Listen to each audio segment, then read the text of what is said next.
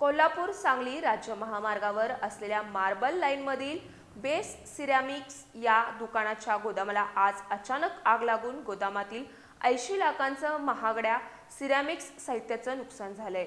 अग्निशमन दलानं वेळेवर घटनास्थळी धाव घेऊन आग आटोक्यात आणली, तर या आगीची तीव्रता पाहून महावितरणच्या कर्मचाऱ्यांनी वेळीच वीज पुरवठा खंडित केल्यामुळे मोठा अनर्थ टळला आहे।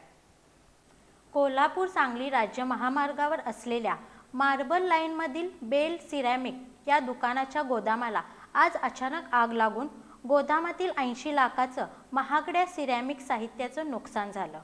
ही घटना शुक्रवार दिनांक 13 फेब्रुवारी रोजी सायंकाळी 7:30 वाजण्याच्या सुमाराला घडली।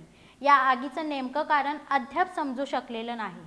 सायंकाळी 7:30 वाजण्याच्या सुमाराला मार्बल लाईन इथली सर्व दुकानं बंद करून मालक आणि कामगार घरी जात। हा त्यांचा नेहमीचाच दिनक्रम असल्यानं नेहमीप्रमाणे रिगल सिरॅमिकचंही दुकान बंद करून मालक राजन जालवडिया आणि कामगार घरी जात असताना दुकानाच्या मागील बाजूला असलेल्या गोदामातून धुराचे लोट आणि सिरॅमिक फुटल्याचा आवाज बाहेर येऊ लागला। शेजारी असणारे वॉचमॅन राजेंद्र काळे यांनी ही घटना पाहिली।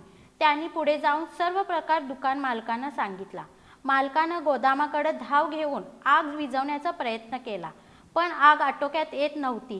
पाहता पाहता आगीनं रौद्र रूप धारण केलं। गोदामात सिरॅमिकच्या वस्तूसह मोठ्या प्रमाणात पॅकिंगचं साहित्य असल्यानं आग झपाट्यानं पसरली। या घटनेची माहिती मिळताच अग्निशमन दलाच्या जवानांनी तातडीनं घटनास्थळी धाव घेतली। जवानांनी शर्थीचे प्रयत्न करून आगीवर नियंत्रण मिळवले, ज्यामुळे शेजारील इतर दुकानं आणि मालमत्तेचं संरक्षण झालं। या लागलेल्या आगीचं गांभीर्य ओळखून महावितरणच्या कर्मचाऱ्यांनी तातडीनं या भागातील वीज पुरवठा खंडित केला। यामुळे शॉर्ट सर्किटमुळे होणारा संभाव्य धोका आणि आगीचा अधिक प्रसार टळला। कर्मचाऱ्यांच्या या कार्यतत्परतेचे सर्वत्र कौतुक होते।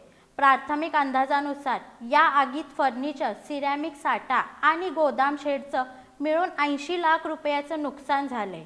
आगीचं नेमकं कारण अद्याप समजू शकलेलं नाही, मात्र शॉर्ट सर्किटमुळे ही आग लागली असावी असा संशय व्यक्त केला जातोय।